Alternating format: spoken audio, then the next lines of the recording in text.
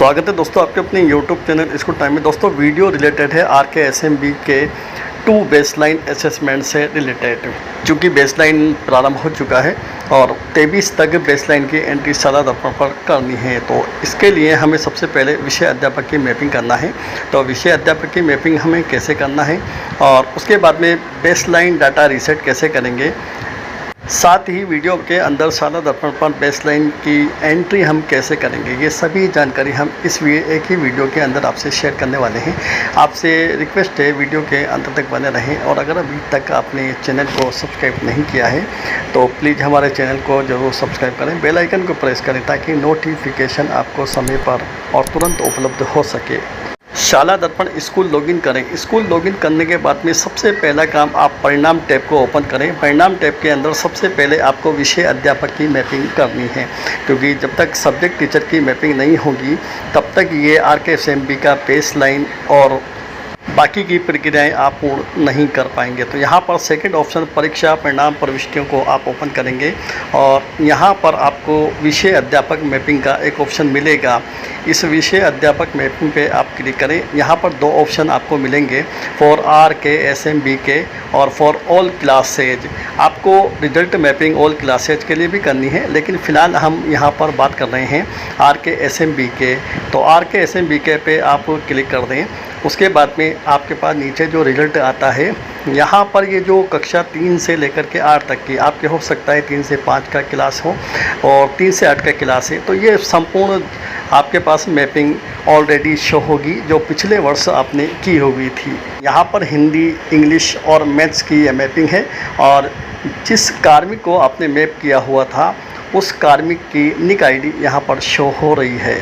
आप देख लें, अगर वर्तमान सत्र में अगर सब्जेक्ट टीचर चेंज हुए हैं तो आप यहां से इसको चेंज भी कर सकते हैं, और अन्यथा अगर सब्जेक्ट टीचर सेम है कोई दिक्कत नहीं है, आप इसको सेम रहने दें। चेंज करने के लिए निक ID पर हमें क्लिक करना है। जैसे ही निक ID पे आप क्लिक करेंगे तो यहाँ पर आपके साथ सब्जेक्ट के साथ में जिस अध्यापक की मैपिंग हो रही है उसका नाम आपके सामने शो होगा।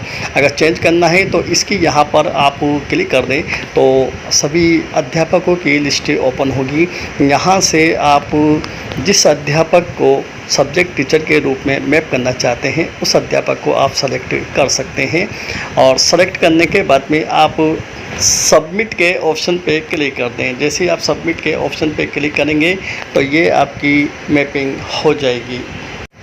यानी आपको किसी भी क्लास का किसी भी सब्जेक्ट के सब्जेक्ट टीचर को जो चेंज करना है तो यहाँ पर आपको जो निक ID है, सब्जेक्ट के नीचे क्लास के सामने जो निक ID दी हुई है उस निक ID पे आपको सिंपली क्लिक करना है। जैसे ही आप क्लिक करेंगे यहाँ पर आपके सामने सब्जेक्ट के साथ में सब्जेक्ट टीचर की लिस्ट ओपन होगी। आप सब्जेक्ट टीचर को चुनें और उसके बाद में सबमिट पर क्लिक कर दें। तो इस तरह से ये आपकी सब्जेक्ट टीचर की मैपिंग हो जाएगी। आप कक्षा 3 से लेकर के 8 तक के इसी तरीके से आप सब्जेक्ट टीचर की मैपिंग ज़रूर करें। RKSMB के की मैपिंग हो जाने के बाद में for all classes result mapping purpose, इस पर भी आप क्लिक करके इसकी मैपिंग भी आप अभी ही कर लेंगे तो ये आपके लिए सुविधाजनक होगा। यहाँ सेशन 22-23 ऑलरेडी पहले से होगा, आपको इसको चेंज करना है क्योंकि सेशन हमें 2023-24 को सेलेक्ट करना है और उसके बाद में हमें क्लास को सेलेक्ट करना है और उसके बाद में हमें सेक्शन सेलेक्ट करना है। तो यहाँ 23-24 हमने सेलेक्ट किया। उसके बाद में आप जिस क्लास की भी मैपिंग करना है, चूँकि आपको सभी क्लासेज की ये मैपिंग करना होती है तो आप कक्षा 1 से शुरू कर सकते हैं या आपकी सुविधाजनक आप जिस क्लास से आप मैपिंग करना चाहें उस क्लास को आप पहले सेलेक्ट कर सकते हैं। जैसे मैंने कक्षा 6 को सेलेक्ट किया है, उसके बाद में सेक्शन सेलेक्ट किया, उसके बाद में गो पर क्लिक किया।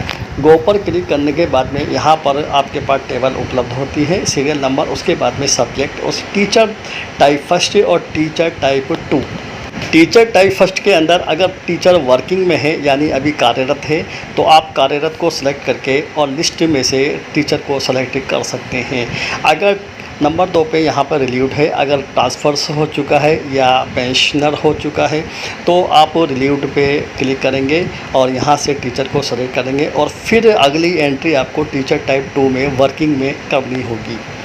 अगर पहली दोनों कंडीशन अगर नहीं है तो आप एनओ को चूज कर सकते हैं, और एनओ को चूज करने के बाद भी आपको टीचर टाइप 2 के अंदर टीचर की एंट्री वर्किंग के अंदर करनी होगी। प्रत्येक सब्जेक्ट के लिए आपको ये मैपिंग करनी है। जैसे आप वर्किंग पे क्लिक करते हैं तो ये वर्किंग पे क्लिक करने के बाद में आपको टीचर को सेलेक्ट करना होगा, और टीचर सेलेक्ट करने के बाद में टीचर पे आप क्लिक कर दें, और उसके बाद में नीचे की तरफ आपको सबमिट का ऑप्शन मिलेगा, वहाँ जा कर के लास्ट के अंदर सबमिट आप कर सकते हैं। अगर मान लीजिए टीचर रिलीव हो चुका है ट्रांसफ़र के कारण या और किसी कारण से, तो फिर यहाँ पर आप रिलीव्ड के ऑप्शन पे क्लिक करेंगे और टीचर को यहाँ पर चूज करेंगे। जो टीचर्स यहाँ से रिलीव हो चुके हैं उन्हीं टीचर की लिस्ट आपके सामने शो होगी। फिर उसके बाद में अगले टीचर टाइप 2 के अंदर वर्किंग के ऑप्शन पे क्लिक करेंगे और टीचर को सेलेक्ट करेंगे। लिस्ट के अंदर से आपको टीचर को सेलेक्ट करना है जो वर्तमान में पढ़ा रहे हैं। कंडीशन चाहे कुछ भी हो, लेकिन जो पढ़ा रहे हैं उन्हीं को वर्किंग मानते हुए यहाँ पे उसको सेलेक्ट कर लेना है। एनए की कंडीशन में भी आपको इसी तरह से वर्क करना है, क्योंकि अगर टीचर वर्किंग भी नहीं है, सब्जेक्ट टीचर कोई वर्किंग भी नहीं है, और ना ही कभी कोई सब्जेक्ट टीचर रिलीव हुआ है, तो फिर आप यहाँ पर एनए पे क्लिक करके और हर कंडीशन में आपको वर्किंग में ही एंट्री यहाँ पर से टीचर टाइप 2 के अंदर करनी है। तो वर्किंग को सेलेक्ट कर लें, उसके बाद में यहाँ से आपको टीचर को सेलेक्ट करना होगा लिस्ट के अंदर से, जो वर्तमान में क्लास को पढ़ा रहे हैं, सब्जेक्ट को पढ़ा रहे हैं। सभी सब्जेक्ट की सभी क्लासेज की एंट्री आप करें, और नीचे की तरफ आपको सबमिट का ऑप्शन मिलता है। इस सबमिट के ऑप्शन पे क्लिक करके आप इसको सक्सेसफुली सबमिट कर पाएंगे। तो ये दोनों काम आपको हर हाल में करना है। RKSMB की एंट्री भी करना है और सब्जेक्ट टीचर मैपिंग आपको रिजल्ट पर्पज़ से भी कर लेना है। अब आते हैं मुख्य बिंदु पर, बेसलाइन असेसमेंट डाटा रीसेट पर। चूँकि सत्र चेंज हुआ है, विद्यार्थी चेंज हुए हैं, इसलिए हो सकता है आपको डाटा रीसेट करने की आवश्यकता हो। आप जब RKSMB के ऐप खोलेंगे और आपको विद्यार्थियों की लिस्ट के अंदर पूरे विद्यार्थी आपको अगर दिखाई नहीं देते हैं, तो फिर आपको ये डाटा रीसेट करना होगा।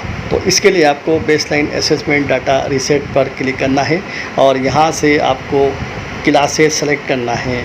अब यहाँ पर सबसे पहले बेसलाइन असेसमेंट नंबर 1 ही है, क्लास सेलेक्ट करना है, सेशन सेलेक्ट करना है, सेक्शन।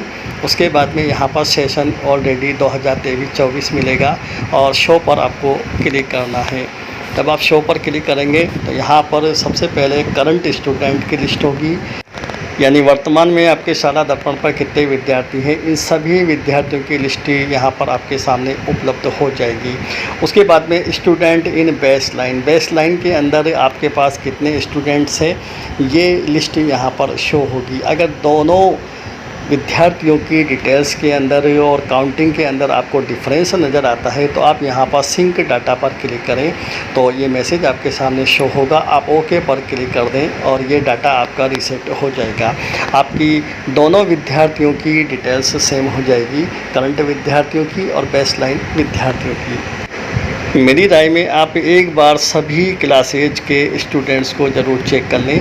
अगर थोड़ा सा भी डिफरेंस आपके रह गया तो कोई विद्यार्थी हो सकता है आपके बेसलाइन असेसमेंट के अंदर छूट जाए, इसलिए आपको डाटा रीसेट ज़रूर कर लेना है।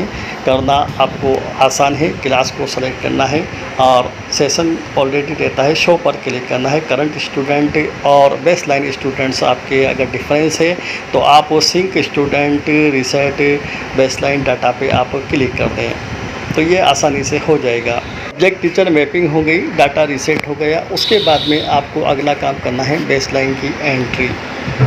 ध्यान रहे ये एंट्री आपको 23 तारीख तक कंप्लीट कर लेनी है। यहाँ पर 3 ऑप्शन आपको मिलेंगे, पेंडिंग और फील्ड और बॉथ। पेंडिंग के अंदर वो सभी डिटेल्स विद्यार्थी होंगे जिनकी अभी तक आपने एंट्री नहीं की है। फील्ड के अंदर वो विद्यार्थी शो होंगे जिनकी एंट्री आप कर चुके होंगे, और बॉथ के अंदर दोनों तरह के विद्यार्थी आपके सामने शो होंगे। चूँकि एंट्री करने के लिए अभी सभी विद्यार्थी पेंडिंग हैं, तो पेंडिंग में ही आपको एंट्री करनी है। क्लास सेलेक्ट करना है और उसके बाद में सेक्शन सेलेक्ट करना है। उसके बाद में आपको सब्जेक्ट सेलेक्ट करना है। चूँकि ये 3 सब्जेक्ट पे आधारित है, हिंदी, इंग्लिश और मैथमेटिक्स, तो आपको हिंदी, इंग्लिश, मैथमेटिक्स एक एक करके तीनों सब्जेक्ट को अलग अलग सेलेक्ट करना होगा। शो पर क्लिक करेंगे, स्टूडेंट्स की लिस्ट आपके सामने शो होगी और यहाँ पर स्टूडेंट के नाम के सामने number of correct answer in the baseline assessment. Baseline assessment के अंदर जितने भी सही उत्तरों का जवाब विद्यार्थी ने दिया है उतने ही प्रश्नों को यहाँ पर आपको उनकी संख्या अंकित करनी है। जैसे 20 प्रश्न हैं तो 20 में से अगर 15 प्रश्नों का सही उत्तर दिया है तो विद्यार्थी को यहाँ पर 15 अंक आपको देना है। अगर बेसलाइन के अंदर 15 प्रश्न हैं और 15 में से 10 प्रश्नों का सही उत्तर दिया है तो आपको 10 अंकित करना है। तो कुल मिला के यहाँ पर है सही आंसर की संख्या आपको यहाँ पर प्रदर्शित करनी है, टाइप करनी है। सभी विद्यार्थियों की टाइप करने के बाद में आपको सेव ऑल पर क्लिक कर देना है। तो ये सभी विद्यार्थियों की बेसलाइन की एंट्री आपकी कंप्लीट हो जाएगी। उसके बाद सब्जेक्ट चेंज करने के लिए रीसेट पर आप क्लिक करेंगे। रीसेट पर क्लिक करने के बाद में आप अगला सब्जेक्ट चुन दें और शो पर आप क्लिक कर दें तो विद्यार्थियों की लिस्ट उपलब्ध होती है और यहाँ पर उसी तरह से आपको बेसलाइन मार्क्स की एंट्री आपको करनी है। जितने भी सही जवाब उसने दिए हैं, सही आंसर दिए हैं, उन सही आंसरों की संख्या आपको यहाँ पर विद्यार्थी के नाम के सामने टाइप कर लेना है और सेव ऑल पर क्लिक कर देना है। इस तरह से आपको सभी क्लासेज के और सभी सब्जेक्टों की एंट्रीज आपको बेसलाइन ले लेने के बाद में आपको करना है। चूँकि अभी बेसलाइन का पीरियड है, बेसलाइन का पीरियड समाप्त हो जाए, आप बेसलाइन ले लें सभी विद्यार्थियों का। उसके बाद में आप 23 तक का टाइम पीरियड आपके पास है। 23 तारीख तक आपको ये एंट्री कंप्लीट करनी है शाला दर्पण पोर्टल पर। तो शाला दर्पण पे जो काम आपको करना है, सबसे पहले आपको सब्जेक्ट मैपिंग करनी है। उसके बाद में डाटा रीसेट करना है। डाटा रीसेट करने के बाद में आपको बेसलाइन असेसमेंट की एंट्री 23 से पहले आपको कर देनी है बेसलाइन लेने के पश्चात। जानकारी पसंद आई हो अपने साथियों के साथ ज़रूर शेयर करें, वीडियो को लाइक करें, चैनल को ज़रूर सब्सक्राइब करें। धन्यवाद। तो बने रहिए हमारे साथ, चैनल को लाइक कीजिए, सब्सक्राइब कीजिए और वीडियो को शेयर कीजिए, ज़्यादा से ज़्यादा शेयर कीजिए। धन्यवाद।